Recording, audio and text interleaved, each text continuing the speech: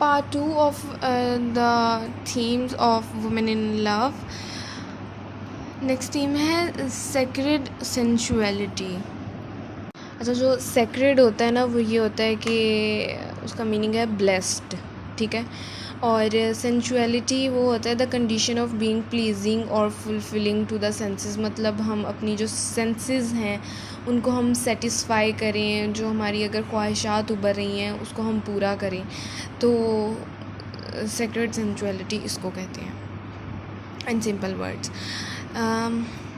D.H. Lawrence was both an inconsolent and a Christian, and Women in Love present a unique concept of sacred sensuality.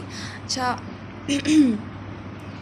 जो D.H. Lawrence था वो Christian भी था और insolent icon class भी था. Icon class कहते हैं अ पर्सन हु अटैक्स और क्रिटिसाइज बिलीव्स और इंस्टीट्यूशंस. मतलब अगर कोई बिलीव्स हैं किसी का और कोई और उसको आके क्रिटिसाइज़ करना शुरू कर दे तो वो उसको कहते हैं आइकन क्लास्ड, ठीक है. तो जो D.H. लॉरेंस है वो क्रिश्चियन भी था, आइकन क्लास भी था, और वुमेन इन लव में उसने एक सेक्रेड सेंचुअलिटी का एक यूनिक कॉन्सेप्ट जो है वो प्रेजेंट किया है. Unlike forms of Protestant Christianity that attempts to deny or rebuke erotic passion, Lawrence's ideal form of Christian life fully embraces erotic passion as a holy expression of God's creation.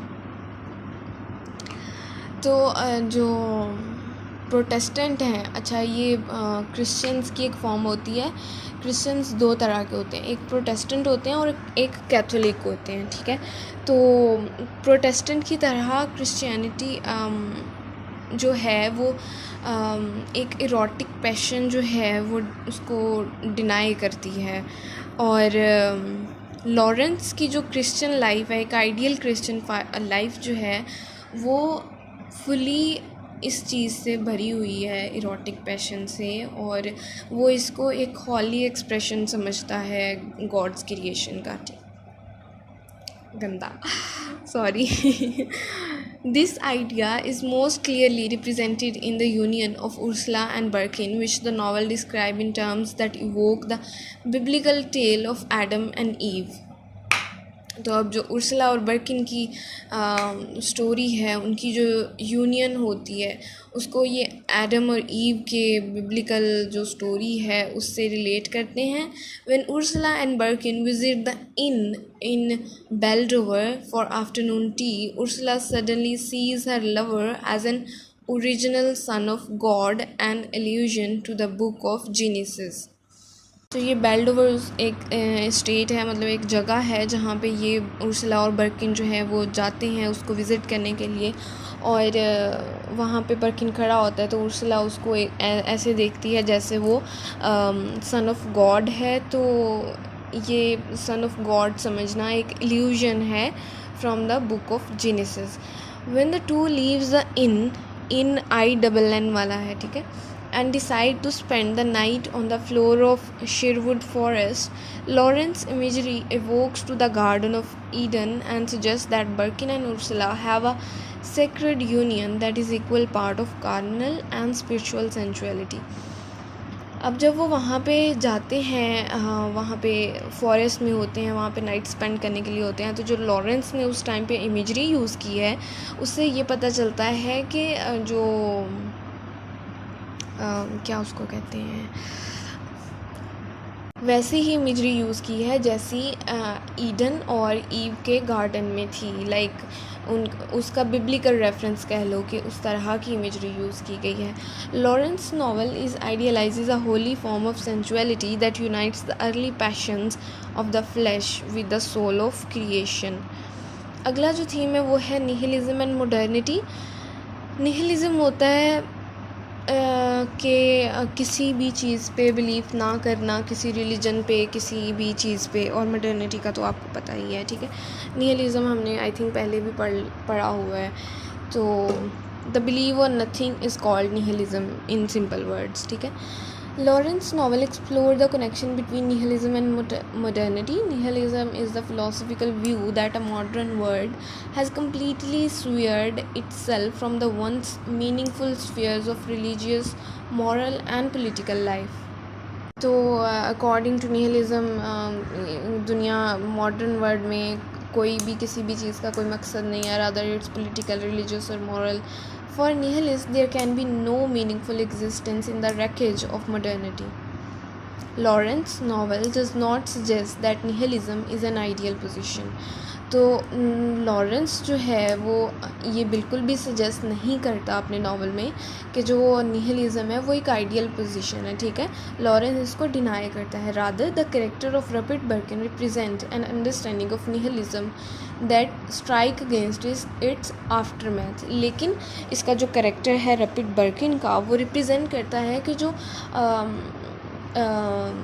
That रपिट बर्किन का character represent करता है कि उसको nihilism की एक knowledge है उसको, और वो ही also try to strive against the aftermath of, मतलब कि उसके क्या क्या नतीजे हो सकते हैं वो उसके खिलाफ स्ट्राइव करता है. Birkin acknowledges the apocalyptic ruins of modern life, but he is also spirited and creative soul. अच्छा, वो मॉडर्न लाइफ के जो भी एपोकलिप्टिक रून्स हैं वो उनको एक्नॉलेज करता है, लेकिन वो एक स्पिरिटेड सोल है, ठीक है. Illustrated by his attempt to strike to unique contract of passionate partnership with Ursula, one that preserved their individuality while bringing them into a cosmic conjunction like two heavenly bodies perfectly aligned. Birkin also values artistic expression and creativity, which is illustrated through his many allusions to art and poetry, as well as his contemplative reaction to sketches, painting, and sculptures over the course of the novel. All of these aspects of Birkin character show that Lawrence's novel rejects the nihilist positions in favor of attempting to transform the very terms of value that define human life in modern age. तो जो character है रपिट बर्किन का वो सारा कुछ करता है, वो बहुत एक्सप्रेसिव है, क्रिएटिव है, और वो पोइट्री और आर्ट में भी इल्म रखता है उसका. लेकिन through the character of Birkin, D.H. Lawrence tried to show that जो नावल है वो रिजेक्ट करता है निहिलिस्ट पोजीशन को, ठीक है. अकॉर्डिंग टू हिम ट्रांसफॉर्मेशन के लिए निहिलिस्ट होना ज़रूरी नहीं है. अगला जो थीम है वो है industry and technology. Lawrence novel explore the social implication of industry and technology through Gerald transformation of the Creech mining operation. Gerald's father operated the coal mining business according to an older model of Christian moral beneficence. He let the workers perform their duties as they had for several generations and focused his effort on taking care of them as much as their father would care for his children. तो जो industry और technology है उसको D.H. Lawrence ने जेरल के character से show करवाया है कि कैसे वो अपने फादर का जो कोल माइनिंग का बिज़नेस होता है उसको कैसे संभालता है वो जाके, और वो उनको अपना काम करने देता है जैसे वो सालों से मतलब जनरेशन्स उनकी कर रही हैं, तो वो उनका ऐसे ही ख्याल रखता है जैसे एक बाप अपने बच्चे का रखता है. But Gerald's vision is strikingly different from his father's, and it represents the modern valorization of productivity and work over all things. लेकिन उसका जो विज़न है, जो उसका इरादा है, वो अपने फादर से बहुत ज़्यादा डिफरेंट है. ही बेस्ड ऑन मॉडर्न वेलोराइजेशन, ठीक है. Gerald uses his willpower and education to transform the family industry into a model of extreme efficiency. तो वो अपनी मॉडर्न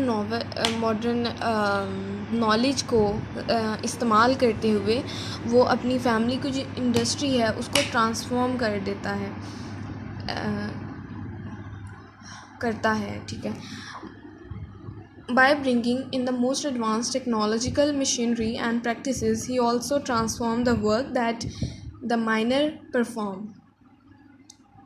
तो वो जो काम करते हैं वहाँ पे उनकी माइंस में जो माइनर्स हैं, माइन कहते हैं वो कान जो नहीं होती, जो पहाड़ों के नीचे वो खुदाई करते हैं, वहाँ से चीज़ें निकालते हैं, तो इनका कोल माइनिंग का बिज़नेस है। तो ये उसको फिर ट्रांसफॉर्म करता है, उसमें काफ़ी ज़्यादा चेंजेस करता है। They become hyper productive and intently focused on their labor as a collective effort which brings increased productivity and wealth. तो ये बहुत ज़्यादा फोकस्ड हो जाते हैं अपने काम पे और बहुत अच्छे लगन से काम करते हैं, तो इसकी वजह से प्रोडक्टिविटी और वेल्थ में बहुत ज़्यादा फ़ायदा होता है। टू क्रिच पॉकेट एटलीस्ट, तो क्रिच की जो पॉकेट है वो तो ऑब्वियसली जब इनको फ़ायदा हो रहा होता तो वो बढ़नी ही थी। Gerald desire to master the matter of the earth symbolizes the modern goal of sublimating and liberating humanity through the work. Ultimately, Lawrence's novel is critical to this perspective because it denies the centrality, creative life, and those passionate, spirited expression of the human soul that cannot be reduced to labor.